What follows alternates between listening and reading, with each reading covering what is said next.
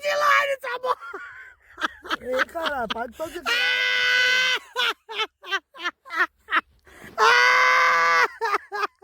Você vai ver, ó, que você tiver no botão, você reclama.